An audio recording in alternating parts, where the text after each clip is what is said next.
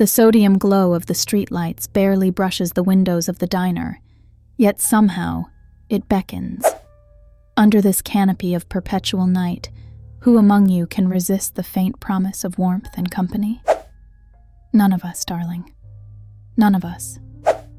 Welcome, my inquisitive wanderers. Tonight, I am Violet Nocturne, your soothsayer in stilettos, guiding you into a tale that will make your pulse falter and your breath hitch. But don't fret. After all, it's only a story, isn't it? Our tale begins on a fog-draped highway, somewhere and nowhere. Imagine yourself a weary traveler, restless, the hum of your car tires hypnotic. Somewhere along the way, hunger gnaws at you, and there it is, the Evermore Diner. Its neon sign flickers, casting a fractured halo in your rearview mirror. Something about it seems odd, but odd can be irresistible, don't you think? The protagonist of our story, a man named Carter, thinks so. And like so many fools before him, like you might if you're honest, he decides to stop. Inside, the air smells of nostalgia, bacon grease, coffee too old to be fresh but too fragrant to be avoided. The space itself is a snapshot of yesteryears, jukeboxes that play only melancholy tunes, cushions that have absorbed decades of confessions, and waitstaff whose eyes seem perpetually clouded, as though they're gazing at something you could never comprehend.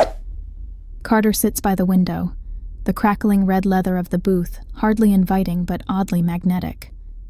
The waitress, a woman named Estelle, appears as if from nowhere. Her face is pale, almost an actor's grease paint, her smile too wide as though it's been stitched on. "What'll it be?" she drawls, her voice lilting like an old cassette tape warping. "Surprise me," Carter says without consideration. And oh, sweet wanderer, that's rule number 1. Never leave the choices to someone else. Estelle brings Carter a meal, pancakes glistening with syrup, bacon curling like the tendrils of some marine monster. Carter eats, but something feels wrong as the first bite slips down his throat. Odd, heavy. It settles like dread, and yet, he eats more. Soon, time unfurls like a road with no exit. Hours pass, then days. Carter doesn't know how he knows it, but he does. The sun never rises at the Evermore Diner. The booths never empty. Patrons who were there when he arrived remain, clutching coffee cups like lifelines. And then there are the rules, unwritten but undeniable. Rule number 2. Never look too long into the eyes of another diner, because their misery might spill into you. Rule number 3. Always leave a bite on your plate.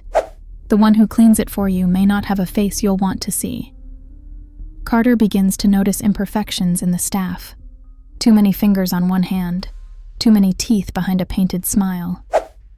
Estelle's legs make sounds like brittle branches when she walks away.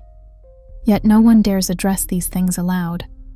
The food, of course, runs out long before his torment does. Shriveled pancakes and bacon that seem to move when you're not looking.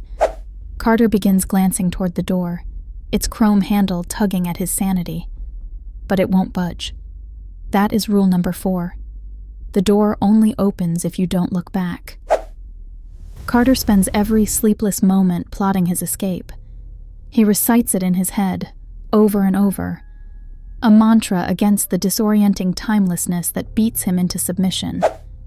Then, it slips, a moment of sheer will. He sprints to the door, his breath tearing through his throat. As his hand grips the handle, he pauses. Behind him, the staff, the patrons, they all seem frozen. Not a single soul cowers, screams, or raises their heads. No, they simply stare, expressionless, lifeless. And something behind their eyes seems darker than the absence of light.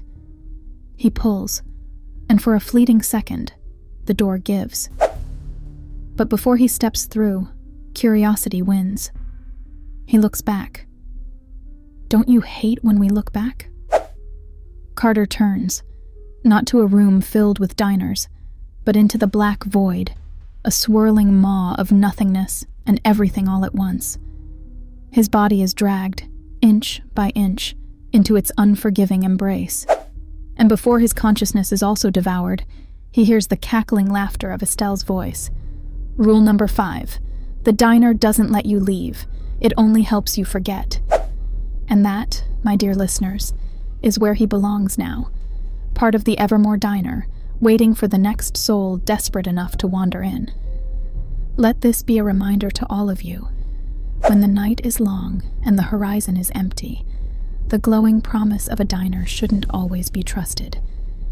Better to endure the hunger, wouldn't you agree? But darling, if you still believe you'd survive it, well, I'll see you there, and I'll bring coffee.